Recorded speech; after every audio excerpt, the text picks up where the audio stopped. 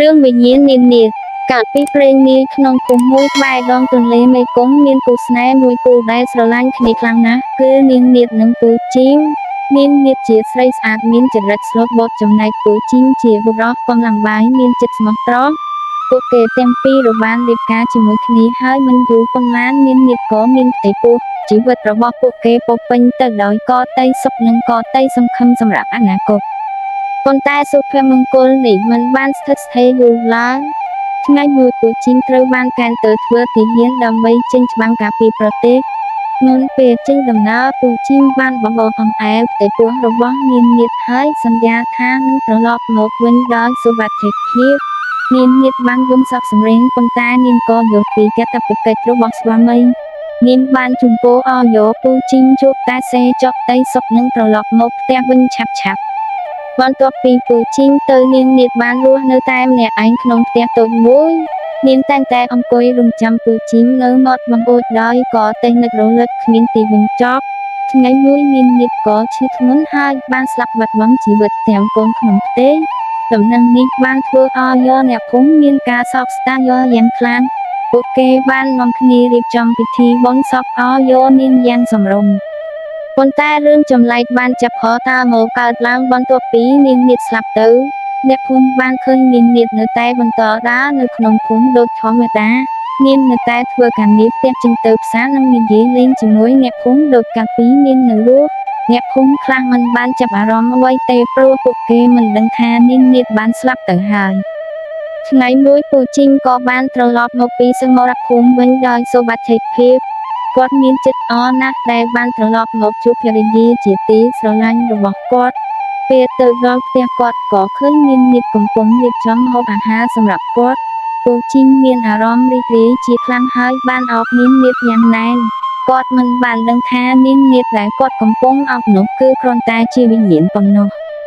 អ្នកភូមិបានឃើញពូជីមរស់នៅជាមួយនាងនាថហើយពួកគេក៏ចាប់ផ្ដើមមកមានការសង្ស័យពួកគេបានដឹងថានាងនាថបានស្លាប់ទៅហើយដូច្នេះហើយនាងដែលកំពុងរស់នៅជាមួយពូជីមនោះគឺមិនមែនជានាងនាថពិតប្រាកដទេអ្នកភូមិបានសម្រេចចិត្តប្រាប់ការពិតទៅពូជីមប៉ុន្តែគ្មានអ្នកណាម្នាក់ហ៊ាននិយាយប្រាប់គាត់ផ្ទាល់ឡើយព្រោះខ្លាចវិញ្ញាណនាងនាថយប់មួយអ្នកភូមិបានសម្រេចចិត្តទៅសុំយោបល់ពីលោកតាសាំងដែលជាគ្រូអាចារ្យដ៏ចំណានម្នាក់ក្នុងភូមិលោកតាសាំងបានប្រាប់ពួកគេថាវិញ្ញាណនាងនាថនៅតែបន្តរស់នៅក្នុងផ្ទះនោះព្រោះនាងមានចិត្តនឹករលឹកនិងរំចាំពូជីមខ្លាំងពេករហូតដល់មិនព្រមទៅកាន់សុគតិភពលោកតាសាំងបានណែនាំអ្នកភូមិឲ្យយករកល្បិចដើម្បីឲ្យយកពូជីមដឹងការពិតដោយមិនធ្វើឲ្យយកវិញ្ញាណនាងនាថខឹងអ្នកភូមិបានកាត់រួចក៏នឹកឃើញវិធីមួយថ្ងៃមួយខណៈដែលពូជីមនិងនាងនាថកំពុងអង្គុយនៅក្នុងផ្ទះអ្នកភូមិបានធ្វើជាដើរកាត់មុខផ្ទះហើយបាននិយាយលេងសើចគ្នាឮថាអូពូជីមឲ្យពូជីមគេបានត្រឡប់មកពីធ្វើសង្គ្រាមវិញហើយតែប្រពន្ធស្លាប់ទៅហើយនៅរស់នៅជាមួយខ្មោចទៀតពូជីមឮដូច្នោះក៏ចាប់ផ្ដើមមានការសង្ស័យគាត់បានសម្លឹងមើលនាងនាថដោយទឹកមុខស្រស់ពេចស្រស់ពិលពេលនោះនាងនាថក៏ជិតផតាមមកផ្លាស់វតររូបរាងបន្តិចមើលតំនាងប្រែជាស្លេកស្លាំភ្នែករលីងរលោមហើយសក់របស់នាងក៏ជិតផតាមមករលាស់វែងចុះមកនាងក៏ដឹងថាពូជីមបានដឹងការពិតហើយនាងនាថបានយំសោកសង្រេងហើយបាននិយាយទៅកាន់ពូជីមថាបងអូនមិនចង់ទៅណាទេអូនគ្រាន់តែចង់នៅក្បែរបងពូជីមមានអារម្មណ៍ភ័យខ្លាចយ៉ាងខ្លាំងប៉ុន្តែដោយក៏តែស្រឡាញ់គាត់បានព្យាយាមទប់អារម្មណ៍គាត់បាននិយាយទៅកាន់នាងនាថថាអូនបងដឹងថាអូនស្រឡាញ់បងតែអូនមិនអាចនៅជាមួយបងបែបនេះបានទេអូនត្រូវទៅកាន់ទីដែលអូនគួរទៅ